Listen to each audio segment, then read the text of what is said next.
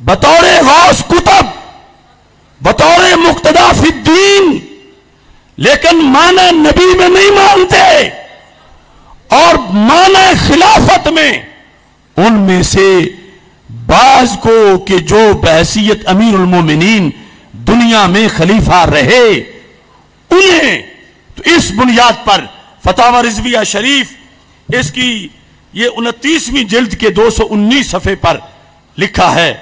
آپ فرماتے ہیں ان 12 اماموں میں یا 12 امراء سے یا 12 خلفاء سے 8 گزر گئے. نمبر 1 صدیق اکبر، نمبر 2 فاروق اعظم، نمبر 3 عثمان غنی، نمبر 4 علی المرتضی، نمبر 5 حسن مجتبی، نمبر 6 امیر معاویہ، نمبر 7 عبداللہ بن زبیر، نمبر 8 عمر بن عبدالعزیز رضی اللہ تعالی عنہم.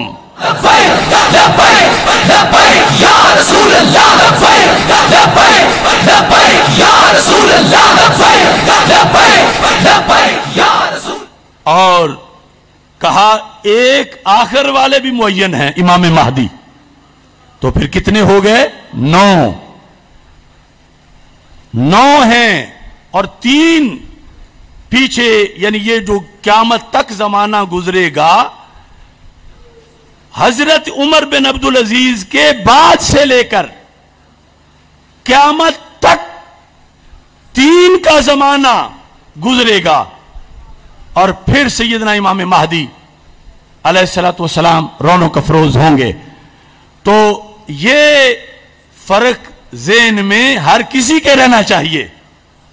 امام ہم انہیں مانتے ہیں اور دل سے مانتے ہیں، اور صرف جن کو وہ 12 کہتے ہیں انہیں ہی نہیں، ان کے بھائیوں کو بھی ہم مانتے ہیں، مگر مانتے ان کو امام بمانا مقتدا فی الدین، امام بمانا ولی غوث کتب، اور ان میں سے کسی کو بھی امام بمانا نبی نہیں مانتے. اور امام بمانا خلافت کے لحاظ سے بعض ان میں سے خلیفہ بنے، اور یہ ترتیب ہے، اور اس میں یزید پلید کو شامل نہیں کیا جائے گا. اور کوئی کہے کہ پھر تو متصل رہیں گے نہیں، تو حدیث میں کہاں لکھا ہے کہ 12 متصل ہوں گے؟ حدیث میں تو ہے قیامت تک 12 ہوں گے. تو عقل بھی کہتی ہے کہ 12 کا زمانہ قیامت تک تو لمبا ہو ہی نہیں سکتا، کہ قیامت ملے ہوئے زمانے ہوں تو اتنی عمر کس کس کی ہو کہ قیامت تک 12 متصل ہوں. نہیں، درمیان میں فصل ہے، اور اس کی بنیاد پر وہ جن کے اندر یہ شرائط موجود ہوں گی انہیں مانا جائے گا. لیکن جس جہت میں آج ہم جلسہ کر رہے ہیں، توہین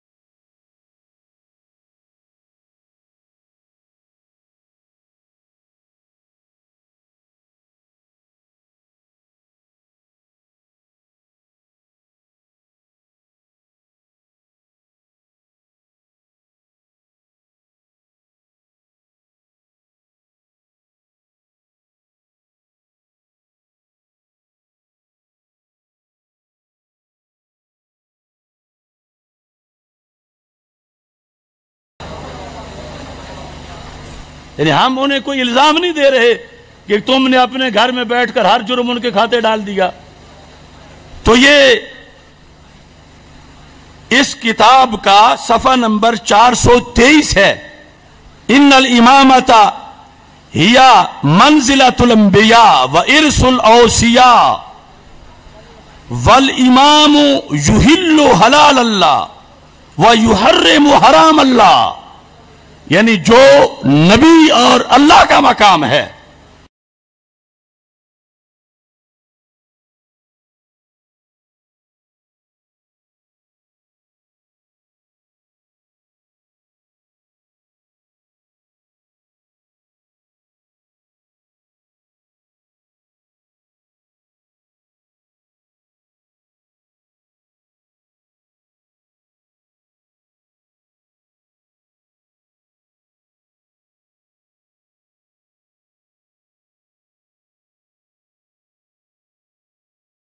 نبی بنے، ترقی کر کے خلیل بنے اور پھر ترقی کر کے امام بنے. تو ان کے نزدیک تو امامت نبوت سے بھی آگے کا مقام ہے، صرف نبوت تک نہیں. اور ساتھ دوسرے مقام پر یہ جو موسوعۃ الغدیر ہے، موسوعۃ الغدیر عبد الحسین نجفی، جلد نمبر 1 صفحہ نمبر 113، یہاں لکھا ہے ایک جھوٹی حدیث گھڑ کے، جو کہ یہ فیکٹری ان کی بہت پروڈکشن رکھتی ہے. صفحہ نمبر 112 پر لکھا ہے روایت ابن عباس عن رسول اللہ صلی اللہ علیہ وسلم. کیا حدیث ہے؟ انا وعلی والحسن والحسین والتسع من ذریت الحسین معصومون مطہرون. کہ امام حسین رضی اللہ تعالی عنہ کی اولاد میں سے 9 معصوم ہیں، مطہر ہیں. اب مطہر تو ہم بھی مانتے ہیں، انما یرید اللہ لیذھب عنکم الرجس اہل البیت وَيُطَّهِرَكُمْ تَطْهِيرًا.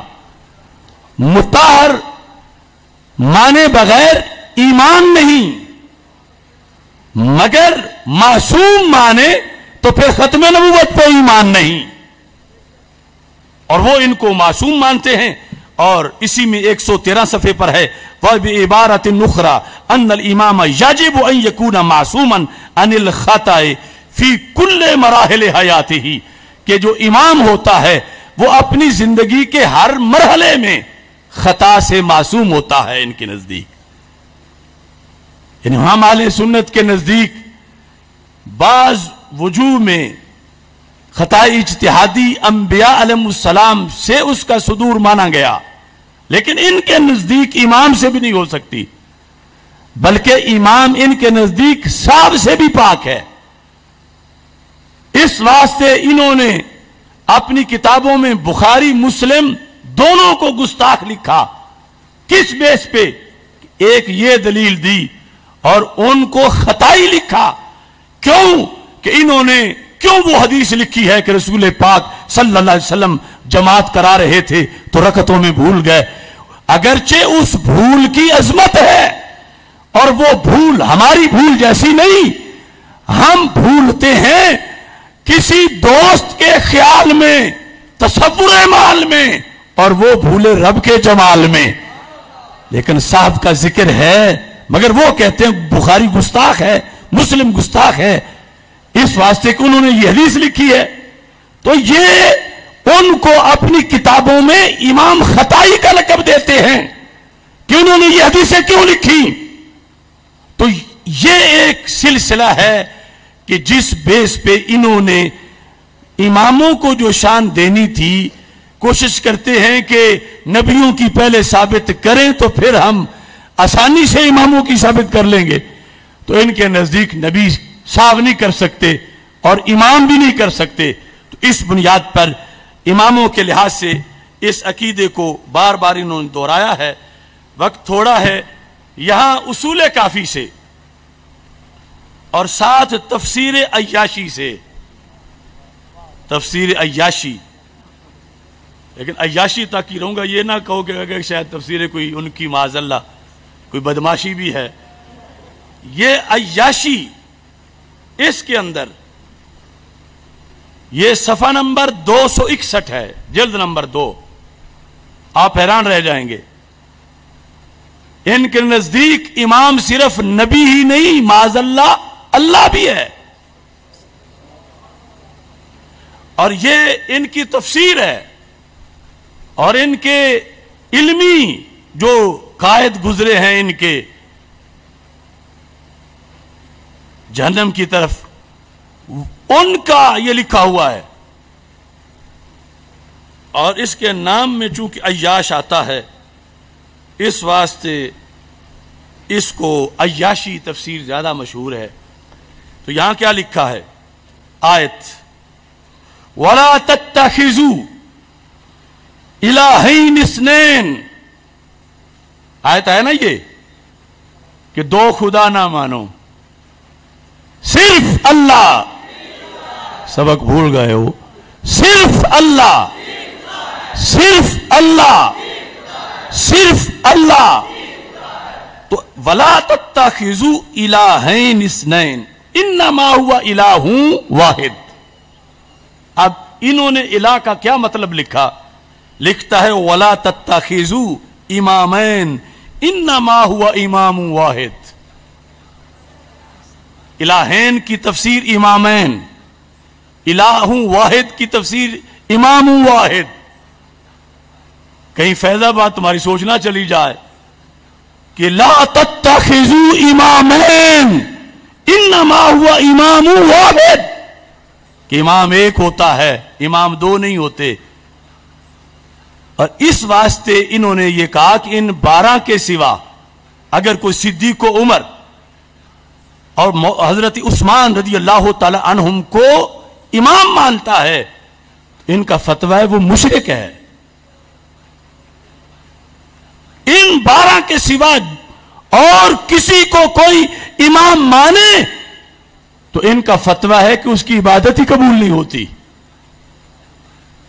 تو تم کیسے پورے اتر سکو گے ان کے ساتھ؟ یعنی تم سے مراد تم نہیں، وہ تھرڈ پرسن جو داتا صاحب کا بورڈ لگا کے ہمیشہ سواریاں لے جاتے ہیں، صرف اس لیے کہ وہ جب محبت کرتے ہیں تو ہم نے بھی کرنی ہے، ہم کہیں پیچھے نہ رہ جائیں. تو ان کی محبت کا انجام تو جہنم ہے، ان کی محبت کا انجام تو شرک ہے، ان کی محبت کا انجام تو کفر ہے، ان کی محبت کا انجام تو ختم نبوت کا انکار ہے. اب دیکھو یہ اصول کافی، میں کچھ چھوٹے موٹے ان کے رسالے کی بات نہیں کر رہا. اصول کافی اس کے اندر کیا لکھا ہے؟ 421 صفحہ. من اشرک ما امام امامتہ من عند اللہ، جس نے اللہ کے بنائے ہوئے امام کے ساتھ، یہ جو 12 ہیں یہ ان کے بقول اللہ نے بنائے کہ یہ امام ان کی امامت پر وحی ہے اللہ کی طرف سے. وہ کہتے ہیں جو ان کے ساتھ کسی اور کو شریک کرے امامت میں، کون؟ من لیست امامتہ من اللہ، جس کی امامت اللہ کی طرف سے نہیں. یعنی اشارہ کر رہے ہیں حضرت صدیق اکبر رضی اللہ تعالیٰ عنہ کہ جنہیں لوگوں نے امام اپنا منتخب کر لیا بیعت کر کے، یا حضرت فاروق اعظم یا دیگر ائمہ. تو کہتے ہیں جس نے، یعنی پہلے سے مراد مولا علی، کہ وہ امام جسے اللہ نے امام بنایا، جو اس امام کے ساتھ ان اماموں کو شریک کرے جنہیں اللہ نے نہیں بنایا، تو پھر کیا ہے؟ کہتے ہیں کانا مشرکم باللہ، اس نے اللہ کے ساتھ شریک ٹھہرایا. دیکھو ان کی سوچ، شریک امام کے ساتھ ٹھہرایا، لیکن کہتے وہ مشرک باللہ بن گیا، کیونکہ امام کا درجہ اللہ کا ہے، تو اس نے اللہ کے ساتھ کوئی اور اللہ مان لیا. یہ ہے ان کا امام ماننا. امام برحق، امام عظیم، اذا امام ائمہ اہل بیت کے کروڑوں درجات، وہ غوثوں کتبوں ولیوں سے بڑے ولی، مگر وہ ہرگز نبی نہیں، نبیوں سے اوپر نہیں، وہ معصوم نہیں، وہ اللہ نہیں. اور انہیں یہ کہنا یہ توہین نہیں بلکہ دین ہے. لبیک یا رسول اللہ، لبیک لبیک لبیک یا رسول اللہ، لبیک لبیک لبیک یا رسول اللہ، لبیک لبیک لبیک یا رسول اللہ. اور ساتھ ہی اور جو وحج کے لحاظ سے، یعنی ان کے نزدیک مختصر کر دیتا ہوں کہ امام کے لیے شرط ہے کہ اس پر وحی نازل ہوتی ہو، اور جس پہ وحی نازل مانے وہ نبی ماننا پڑتا ہے. ان کے نزدیک کبھی زمین ایسے امام سے خالی نہیں ہوتی جس پر تازہ وحی نہ آتی ہو. رسول اکرم نور مجسم شفیع معظم صلی اللہ علیہ وسلم کے بعد، ظاہری حیات کے بعد قیامت تک ان لوگوں کے نزدیک زمین پر ایک امام بصورت نبی، بمنزلہ نبی یا اس سے اوپر، کہ جس پر باقاعدہ اللہ کی طرف سے وحی آتی ہے، وہ ہونا ضروری ہے. لہذا یہ جو مشترکہ الفاظ ہیں ان کی تہ تک پہنچو. اگر امام مان کے وہ کچھ مانا جو وہ مانتے ہیں تو پھر جہنم سے پہلے پہلے کوئی اڈا سٹاپ نہیں ہوگا. اللہ سب کو اپنا ایمان بچانے کی توفیق دے. اور دوسری طرف وہ ناسبیت کے گٹروں سے نکلنے والے کیڑے جو کہ ان ائمہ کو، ان کی عظمت کو، ان کی ولایت کو، ان کی رفعت کو، ان کی شان کو، ان کے درجات کو معاذ اللہ نہیں مانتے اور میلے بدبودار لفظ گندے ان کے بارے میں بولتے ہیں، ان کے جہنمی ہونے میں بھی کوئی شک نہیں ہے. اور یہ ہے صراط مستقیم. ایک طرف وہ بغض والے کے گالیاں نکالیں، دوسری طرف وہ اندھی محبت والے کہ انہیں نبی یا اللہ مانے، اور تیسرا درمیان کا راستہ کہ وہ مانے جو قرآن نے منوایا ہے، مطہر، معصم، معطر، منور، مقدس، معزز. یہ شانیں، کرامتیں، ابھی وہ سارے حوالہ جات پڑے ہیں کہ جہاں جہاں ان کے مزارات ہیں، قبریں ہیں، زمانہ حل مشکل کشائی کے لیے، حاجت روائی کے لیے، قبر و موسیٰ کاظم تریاکم مجرب لإجابت الدعاء. شیخ عبدالحق محدث دہلوی یہ اشیاء اللمعات کے اندر ارشاد فرماتے ہیں کہ لوگوں، موسیٰ کاظم رضی اللہ تعالی عنہ کی جو قبر ہے اس کا کیا مقام ہے؟ کہتے ہیں تریاکم مجرب لإجابت الدعاء، دعائیں قبول کرنے کا مجرب نسخہ ہے کہ وہاں جا کے دعائیں مانگے تو دعائیں قبول ہوتی ہیں.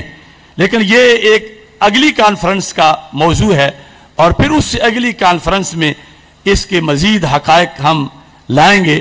اور آج جتنا سبق ہو گیا ہے میرا خیال ہے کہ اگر آپ پکائیں تو کافی ہے یا تھوڑا ہے؟ ابھی پکانا ضرور ہے.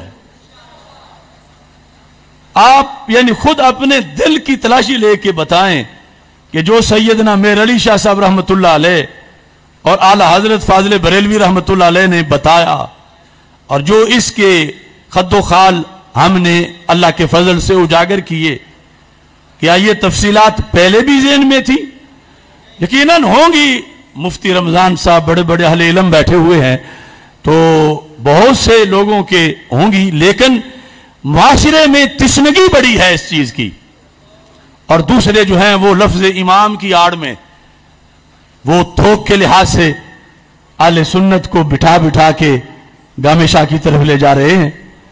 اور پھر ان کو کچھ پرانے ڈرائیور بھی مل گئے ہیں، کچھ پرانے کنڈکٹر بھی مل گئے ہیں سنیوں سے. تو اس واسطے سونا جنگل رات اندھیری چھائی بدلی کالی ہے، سونے والوں جاگتے رہنا چوروں کی رکھوالی ہے. آنکھ سے کاجل صاف چرا لیں یا وہ چور بلا کے ہیں، تیری گٹھڑی تاکی ہے اور تو نے نیند نکالی ہے. ہم عظمت رسول کے، ہم عظمت اصحاب کے، ہم شان اہل بیت کے، بے خطا بے گناہ طیبہ طاہرہ عابدہ صالحہ سیدہ زاہرہ بے خطا بے گناہ سیدہ زاہرہ امام موسیٰ کاظم کے گستاخ کو، ائمہ اہل بیت کے گستاخ کو، صحابہ کرام کے گستاخ کو،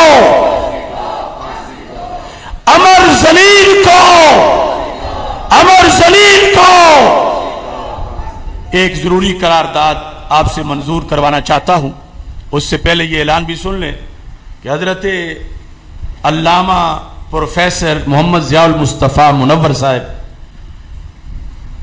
یہ بڑے علمی خانوادے سے تعلق رکھتے ہیں. مولانا عزیز الدین کوکب جو پنڈی کے ایک معروف خطیب ہیں وہ آپ کے بھائی ہیں اور ان کی عقائد اسلامیہ کے لیے بہت خدمات ہیں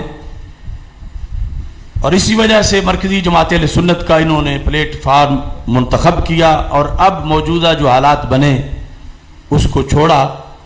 تو ہم تحریک صراط مستقیم آزاد کشمیر کے ناظم اعلیٰ کے طور پر انہیں منتخب کرتے ہیں. سارے دعا کرو کہ اللہ ان کو کشمیر کی وادیوں میں ہر طرف عشق رسول صلی اللہ علیہ وسلم کے پھریرے لہرانے کی توفیق عطا فرمائے. میں ان کو اپنی طرف سے ہدیہ تبریک بھی پیش کرتا ہوں اور ہمارے جو پہلے قائدین ہیں تحریک صراط مستقیم کے آزاد کشمیر میں ان سے بھی کہوں گا کہ ان کے ساتھ مل کر قرآن و سنت کا پیغام غلبہ اسلام کے لیے وہاں منظم طریقے سے پہنچایا جائے. اور قرارداد جو ہے وہ میں یہ پیش کرنا چاہتا ہوں کہ ہماری پارلیمنٹ کے اندر ایک بل پاس ہوا ہے ڈومیسٹک وائلنس، گھریلو تشدد کے نام پر. یہ جب بھی کوئی ایسا بیان دیتے ہیں جس کو لوگ سمجھتے ہیں کہ شاید یہ تو بڑا اسلامی بیان دیا، تو وہ اس وقت کوئی گھپلا کر چکے ہوتے ہیں اور پھر لوگوں کو ذرا مطمئن کرنے کے لیے ریاست مدینہ کا نام لے لیتے ہیں. یورپ میں جس طرح باپ اپنی بیٹی کو نہیں پوچھ سکتا کہ تو رات گھر کیوں نہیں آئی، یا کوئی لڑکا جب اسے ملنے آ جائے گھر تو باپ پوچھ نہیں سکتا کہ یہ کیوں آیا ہے، یا جس طرح کوئی خاوند اپنی بیوی سے پوچھ نہیں سکتا کہ کل رات تو کہاں تھی، ویسے ماحول بنانے کے لیے یہ بل پاس کیا گیا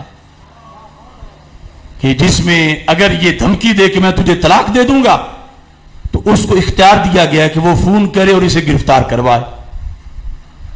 اگر باپ بیٹے کو یہ کہے کہ اگر تم نے ایسا کیا تو میں تمہیں کان پکڑواؤں گا، تو بیٹے کو یہ حق دیا گیا کہ وہ فون کرے، پولیس بلوائے اور اپنے باپ کو تھانے گرفتار کروائے. اس طرح की हुकूक दिए गए हैं। शरीयत तो कहती है, मेरे आका सल्लल्लाहु अलैहि वसल्लम का फरमान है, अपने घर में कोड़ा वहां लटकाओ जहां सारे घर वालों को नजर आ रहा हो। बाप कू अनफुसकुम व अहलीकुम नारा, और अगर कू पर अमल करते हुए वो खुद ही गिरफ्तार हो जाए तो कितना बड़ा लम्हा फिक्रिया है। कसर तो पहले भी कोई नहीं रही। रोजाना अखबारात, अभी जो केस रिपोर्ट होते हैं वो तो बड़े थोड़े हैं, रोजाना बिला नागा कि फलां 5 साल की बच्ची के साथ ज्यादती हुई और उसे कत्ल कर दिया गया, फलां ये हुआ वो हुआ। वो सारा बेरहरवी, उरियानी और फुहाशी की वजह से सब कुछ हो रहा है। और ये मजीद उस जलती पे तेल डालना चाहते हैं कि अगर कोई वालिदैन ख्याल रखते हैं वो भी ना रखें, अगर रखेंगे तो फिर जेल में रहेंगे, घर उनका फिर सबके लिए आजाद हो जाएगा। तो इस बुनियाद पर तुम्हारा ख्याल क्या है? ये बिल रहना चाहिए या खत्म होना चाहिए? तो आपने नामंजूर कहकर हुकूमत से मुतालबा करना है। घरेलू तशद्दुद का बिल नामंजूर, घरेलू तशद्दुद का बिल नामंजूर, घरेलू तशद्दुद का बिल घरेलू तशद्दुद का बिल नामंजूर, नामंजूर। और तमाम खुतबा से, उलमा से दरखास्त है कि ईद के मौका पर भी खुतबात में, जुमा के खुतबात में वैसे भी ये आवाज बुलंद करें, ताकि क़यामत के दिन आवाज बुलंद करने के लिहाज से तो हाजिरी लगी हुई हो।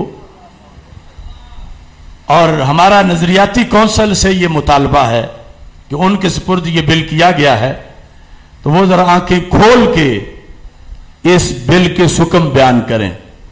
सिर्फ अपनी तनख्वाहों को ना देखें या अपनी मेंबरशिप को ना देखें कि अगर खिलाफ बोले तो फिर तो रुकनीयत भी जाएगी।